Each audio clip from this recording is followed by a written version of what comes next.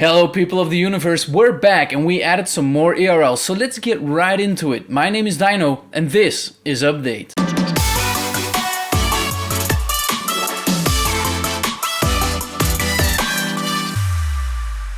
Before we jump into our first ERL, we just quickly wanted to say that the reception last week was simply amazing and that it makes us very excited to drop our second episode.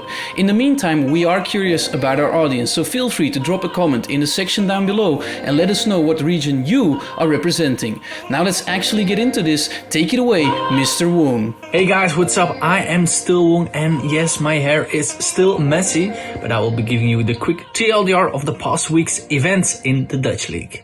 En dat kan betekenen dat ze met die Sol een winconditie opzetten. Het is Nightmares die zoekt naar de race, maar het is Newman in gevaar. Ja, Silas die gaat hier naar voren met de coach. Die moet hier op een hele lastige positie zijn stopwatch gebruiken. En die is neer, maar Noob, die gaat hier naar voren. Maar die wordt weggehaald met de Superflex. Fat Shield, die zit te kijken voor een re-engage samen met een 2-man Pulverize. En Silas die heel veel kan tanken en ook heel veel damage kan doen. 2 man neer van Echo Zulu. En zeg maar tot ziens aan die Ocean Train. We saw the undefeated Dynasty take on Team Echo Zulu, a team that could potentially bring down Dynasty, but were unable to.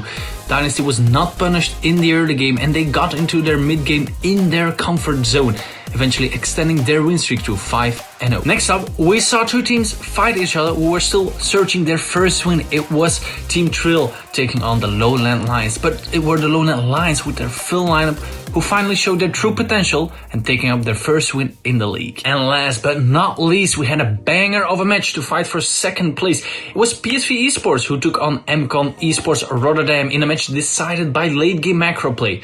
PSV Esports did not find their early game lead and Lemurian, the top laner for PSV, fell too far behind to come back in the game. MCon took advantage of this and won the game by ramping up 4 dragons in a row, taking the Soul and the final teamfight win to bring it all home. If you have not seen this match, I definitely recommend tuning in and watching it again. This brings us to the current standings of the Dutch League. And in first place, nobody expected them to take it, but it was Dynasty, followed up by the second place MCon, third place PSV, fourth place for Echo Zulu, fifth place for the Lowland Lions, and last is Team Trill, still fighting for their first win. Be sure to tune in next week as we will have a banger of a match between the first and second place. It is Dynasty taking on MCon. See you there. Hello people of the universe, my name is Goldberg and once again I am taking you through NLC. They can get the next one. Dragon's been picked up and Nordvin, they have to be over here so fast. Not going fast. It's still on it, so actually it's a little bit slow at the moment. Because now it's getting started up. Now they're looking to try and contest this. The teleports are in and Baron's half health already. Touch is going to have to do some work. Going in for the knockout. The Ragnarok's been used. They're jumping in. The power is stolen. Nordvin have done it as they slide into the pit. The shutdowns are there. Hatrix walls the whole team off, but he is just in the bounce house. Deadly's firing over the sideline and he's unable to do anything. Chrisberg will take out Avian and that is 3 kills and a Baron to Nordvin's. Sharp is a hero. Match of the week this week was BTXL versus Nordvin.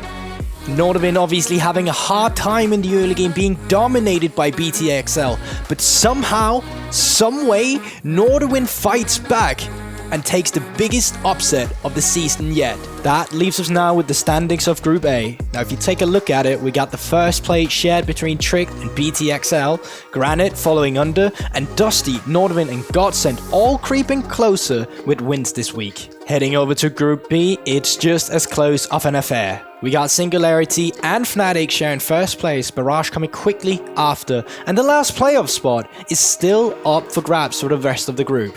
Looking forward to the next week, we are taking a look at Fnatic versus Singularity, both sharing first place right now, and one win would place them in a perfect spot for first in the group. Hello everyone, Moonboy here to recap the action from week 4 of the PG Nationals. Quando andranno separati per vie diverse della morte e non solo, i GG in esports pushano la corsia centrale, quindi sì, Mordekaiser combatterà in un 1 contro 5 nel reame della morte, non gli importa davvero molto perché tanto il resto del suo team sta finendo il game. Ragazzi, la base, qualcuno torni a casa, stanno per prendere le torri del Nexus e in tutto ciò Mordekaiser ne ha preso uno, gli altri stanno finalmente tornando in base. Olaf disperatamente trova l'uccisione, ma la partita è finita nel frattempo. Pur di uccidere Mordekaiser hai perso il game. Se questa non è virilità non lo so, ma non so quanto sia valida come scelta. We started off with a certified banger of a day, with spicy drafts, spicy gameplay, a spicy backdoor, and even a spicy, front door? I guess nobody told Outplayed what Mordekaiser Ultimate does. Since I wouldn't really know which one of the games to recommend, I'll tell you what. You're gonna decide which one to go for based on which spicy picks are you looking for. Game 1 had a Ziggs Ashe versus Victor Senna bot lane. Game 2 had a Tristana mid. Game 3 had a Nocturne mid. And Game 4 had a Blitzcrank. Have fun. Meanwhile, our standings are starting to evolve into somewhat of a ladder instead of the soup that everyone was swimming in last week. Makers are still holding strong with another 2-0 week, and following them we have Cyberground Gaming and Machko Esports, who are looking like the teams to beat if you want to breach into the top 3. Next week, that's gonna be a tough task for Samsung Morningstars. We're gonna face Machko on Wednesday and Makers on Thursday in our match of the week. Time's ticking away, and this might be their last chance to prove that they can beat the top teams before playoffs. Hi everyone, this is once again the fake one, once again in a flowery shirt, once again to bring you an update on ULTRALIGA. Bolo Lolo, nie pamiętam jak on tam mówił. Solo Bolo. Solo Bolo, przepraszam. Nie oglądasz The Bowsa?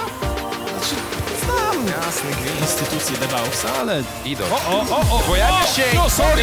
To wyglądało jak ultimate prosto od Idola. Wchodzi Komil and Friends prosto w 7v7 niczym w masło. Jedna eliminacja już na ich koncie, ale kolor! 5-osobowy Gdar! To jest to, co chcesz obserwować w Ultralidze. I kolor absolutnie ratuje tę walkę obok Barsiego oraz The third week of ULTRALIGA was pretty up and down. We've seen some bangers, but there were also a couple of games that may put you into a coma, which is why I'm here to recommend you Pompa team versus Illuminary game. Both of those teams have a long-standing history on the Polish scene, but this match was extra spicy due to the fact that the teams exchanged their mid laners prior to the season. In the end, the game had some crazy moments and is worth watching for sure. Looking over the standings, there's only one undefeated team left, and it looks like Agarok will not lose a single game in the first half of the season, as their next match is against a winless Gentleman's Gaming. The battle for top 2 between Kick Pompa and Luminar is gonna be first though, and that is the part I am really looking forward to. Next week is probably gonna be the best in the whole season in terms of matchups, but if I had to choose one game that you absolutely have to watch, it would be Pompa vs Kick due to how important it is for the standings, but those are also the two teams that are definitely on the rise, and the match will surely deliver. That's it from me for now. See you next week on the EU-Update. Hello guys, it's Smoke from HITPOINT Masters and cheers from Czech Republic and enjoy my Czenglish. Musí začít.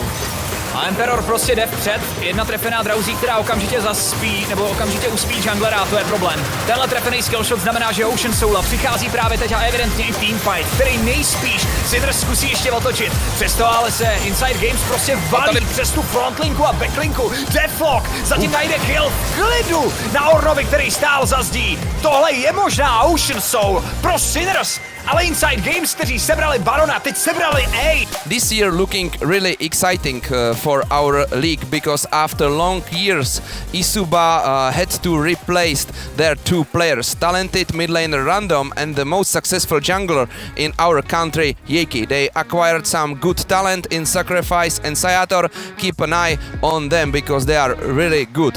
It doesn't matter, Isuba is still on the top without losing any match, but we have a new contender on the line because legendary and successful organization Inside Games coming back to League of Legends, and they are here to compete. I would highly recommend rewatching their first two matches, guys, because on the first day and first match these guys around veteran Major D on support coming back to our league, they defeated Sinners, and on second day they have a good fight against Isuba. Second week was going according to the plan, no big surprises, so I would like to invite you for a real banger, because on the end of the first half of our spring split, Isuba will play against Sinners, and you maybe know these two organizations from last year European Masters. I would like to see you guys in chat Thursday and Sundays, Twitch channel HITPOINT CZ. Have a good watching. Hello guys, this is Glisha. I'm here to summarize what happened in week 2 of EBL. I baca impuls ceplinge i zaista mislim da nakoliko Golden ovdje ne radi previše u ovom trenutku, Jelly je taj koji je napravio da fight kako će im ukupiti poziciju. Sva sreća pa ima Guardian Angel i ovaj play i ova greška koju je napravio neće previše mu se obio glavu, ali sada Set nalazi jako dobar ruti u backline, 3 čoveka pogođena od strane face breakera, tu je također strike breaker i Paladin nalazi prvi, moraju da se pazi ovdje, ali Ornn je već pao i sada nema ko da dealuje damage otprilike, tu Caps nestaje, Golden Toast nestaje, Fallen kao i Lev. Astroshrug Elite with a rookie roster had 0-3, but with Wayne on the top lane in their last match maneuvered by Zespes was the crucial peak in their most important win of the league versus the first place team Zero Tenacity. The champion of the last season, Shimes and Sapap, lost their first game as well against Zero Tenacity in a tense and a very close duel. On the other hand, Crvena Zvezda isn't doing that well, ending week 2 with not a single win yet. And not to forget, Crazy, Split Traders and X25 esports are all looking pretty decent, aiming for the top of the scoreboard. Match of the week is definitely going to be Zero Tenacity versus Split Traders. If one, the mid laner of Zerten, underperforms again, Diva will be looking to bring his team to the top of the league next week. Better late than never, Baltic Masters joins the EU Cinematic Universe for week 2 of the update. Homeless Master is still alive, but no vision in the pit will make this one rather hard to steal pulses. He's very close. He's going in, he's dropping quite low, he's gonna get surely taken down, in goes the might be able to combo it. On Toyota, still right. Oh, he got it! Homeless Master! Unbelievable steal from the Rek'Sai, and here come the cavalry round the corner. Pig Sports, they will not let you get away with it that easily, M2, and they're gonna take what looks like a whole ace if they can get this dive off. They suddenly lose a fight for the... Few teams could match the plays per minute of Pig Sports versus Method to Madness. We had a lot of questions around Homeless Master's Rek'Sai jungle pick, but they were brushed aside as he came off the fountain at breakneck speed, securing 5 kills in 11 minutes.